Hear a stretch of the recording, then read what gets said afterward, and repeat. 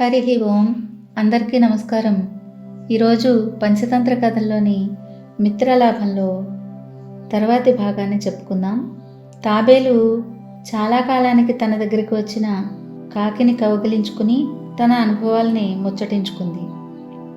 కాకితో పాటు వచ్చిన ఎలుక తాబేలుకు సాష్టాంగ నమస్కారం చేసి కాకి సమీపంలో కూర్చుంది. అప్పుడు తాబేలు కాకితో, ఈ ఎలుక ఎవరు? నీకు సహజ ఆహారమైన ఈ ఎలుక నీ కడుపులో ఉండడానికి మారుగా నువ్వు వీపు మీద ఎందుకు ఎక్కించుకుని తీసుకువచ్చావు? ఇందుకు అసాధారణమైన కారణం ఏదో ఉండి ఉండాలి అంది. అప్పుడు కాకి, ఈ ఎలుక పేరు హిరణ్యకం, నా ఆప్తమిత్రుడు. ఇతను ఏదో కష్టంలో ఉండి నీ కోసం వచ్చాడు. నేను అడిగితే అదంతా పెద్ద కథలెమ్మన్నాడు. అందుచేత అదేమిటో నాకు తెలియదు అంది కాకి. కాకి తాబేలు కోరగా హిరణ్యకం తన కథని ఇలా చెప్పింది. దక్షిణ దేశంలో మహిళా రూప్యం అనే నగరం ఉంది. అక్కడ ఒక గొప్ప శివాలయం ఉంది. దానికి సమీపంలోనే ఒక మఠం ఉంది. అందులోని ఒక గదిలో చూడాకర్ణుడు అనే ఒక సన్యాసి ఉండేవాడు. అతడు రోజు భిక్షాపాత్రను తీసుకుని నగరంలో భిక్షం ఎత్తేవాడు.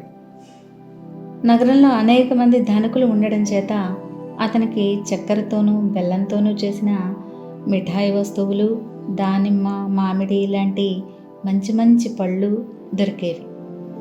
అందులో కొద్ది భాగం మాత్రమే తాను తిని హెచ్చు భాగం భిక్షాపాత్రలో భద్రపరిచి దాన్ని గోడకు ఉండే చిలుక కొయ్యకి తగిలించేవాడు.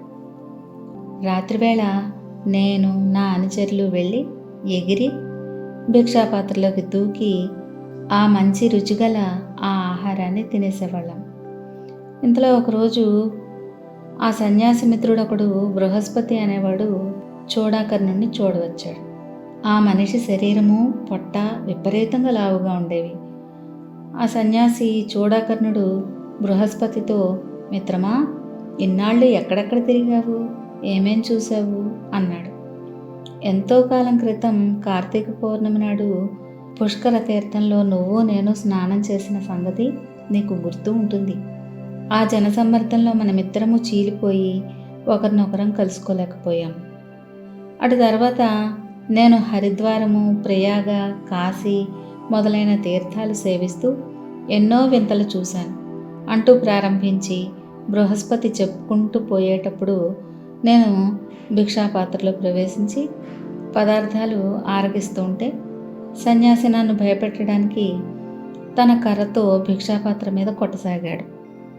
ఇది చూసి బృహస్పతి, ఇదేమిటి మిత్రమా, నన్ను చెప్పమని ఆ కర్రతో అలా చప్పుడు చేస్తావెందుకు? విసుగు పుడుతోందా అని విసుక్కున్నాడు. దానికి చూడాకర్ణుడు, ఆగ్రహించకు మిత్రమా, ఒక ఎలుక తన అనుచరులతో సహా వచ్చి భిక్షాపాత్రలోకి దూకి నేను దాచిన ఆహారం అంతా తినేస్తోంది అన్నాడు. ఇక్కడ ఒక్క ఎలుకే ఉందా లేక చాలా ఉన్నాయా అని బృహస్పతి అడిగాడు. ఇంకా ఇతరమైన ఎలుకలు ఉన్నాయి, కానీ వాటిని నేను అంతగా పట్టించుకోను.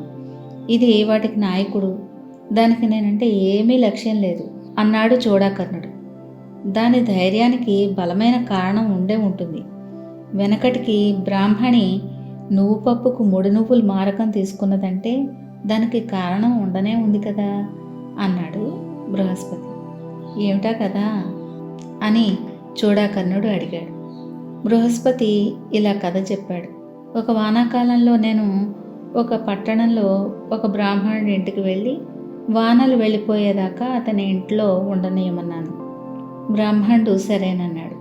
ఒకనాడు ఆయన తన భార్యతో, రేపు ఉత్తరాయణ పుణ్యకాలం వస్తుంది, సంక్రమణానికి బ్రాహ్మణులు పిలిచి భోజనం పెడదాం అన్నాడు. ఆమె, మనం తినడానికే లేకపోతే బ్రాహ్మణులకు ఏం పెడతాం అంది.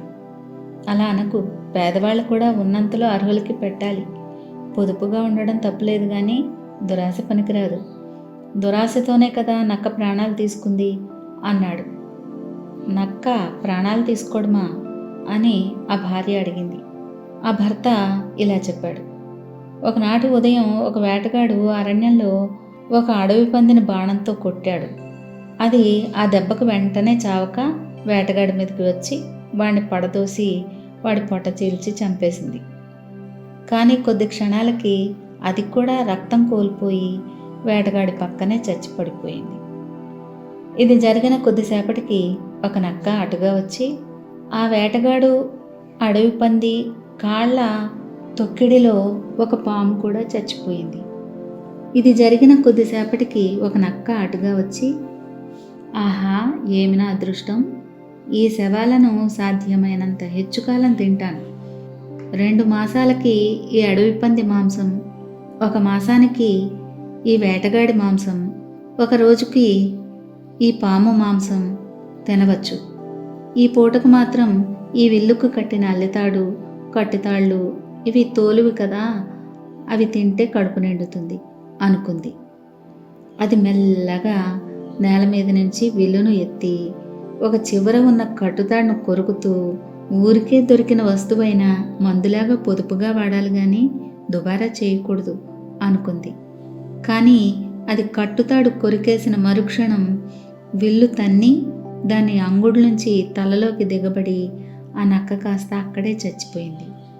భర్త చెప్పిన ఆ నక్క కథ విని బ్రాహ్మణుడి భార్య, సరే, ఇంట్లో వేయించిన నువ్వులున్నాయి, తెల్లవారుజామునే అడవికి వెళ్ళి కట్టెలు దర్భలు తీసుకురండి, అన్నం వండి నువ్వులతో 3 బ్రాహ్మణులకు భోజనం పెడతాను అని భర్తతో అంది. మర్నాడు తెల్లవారుజామున బ్రాహ్మణుడు అడవికి వెళ్ళాడు. అతని భార్య నువ్వులు దంచి పొట్టు చెరిగి పాయసం చేద్దామని ఎండబెట్టింది.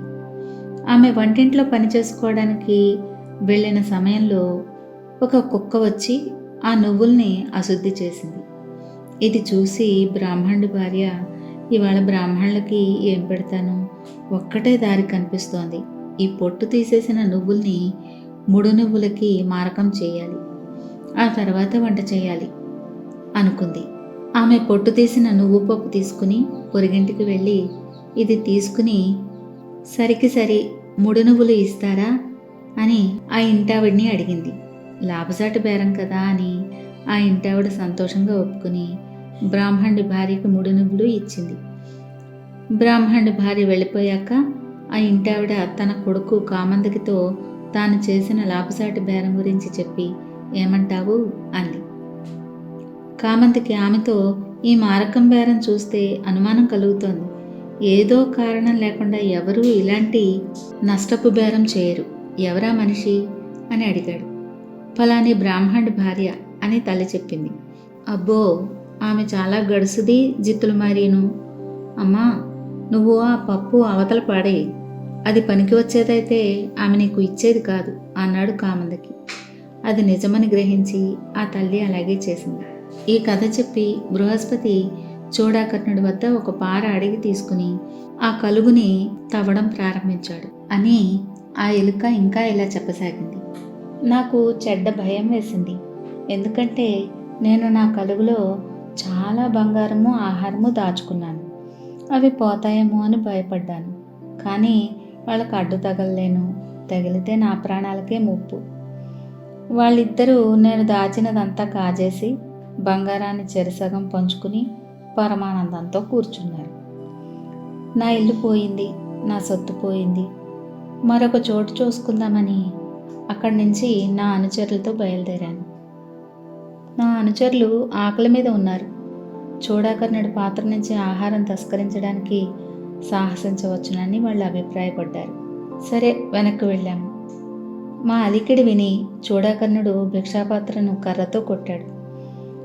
కర్రను ఆడిస్తున్నావెందుకు అని బృహస్పతి అడిగాడు. ఆ దిక్కుమాలిన ఎలుక మళ్ళీ వచ్చింది అన్నాడు చూడాకర్ణుడు. ఎందుకు భయపడతావు? దాని ఇల్లు సొత్తు పోయాక అది చచ్చిన దాని కింద జమ, అదేమీ చేయలేదు అన్నాడు బృహస్పతి. ఈ మాట విని ఒళ్ళు మండిపోయి నేను భిక్షాపాత్రకేసి దూకాను. కానీ పొట్టలో ఏమీ లేదు.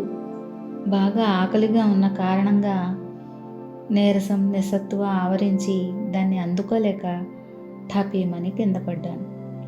బృహస్పతి వెదురుకర్రతో నన్ను చచ్చే దెబ్బ కొట్టాడు. విధిని నమ్మినవాడి కథలోలాగా ఆ దెబ్బను ఎలాగోలాగా తప్పించుకున్నాను అని ఎలుక చెప్పింది. విధిని నమ్మినవాడి కథ ఏమిటది అని మందరకం అడిగింది.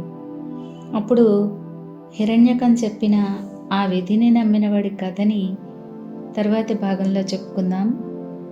హరి ఓం.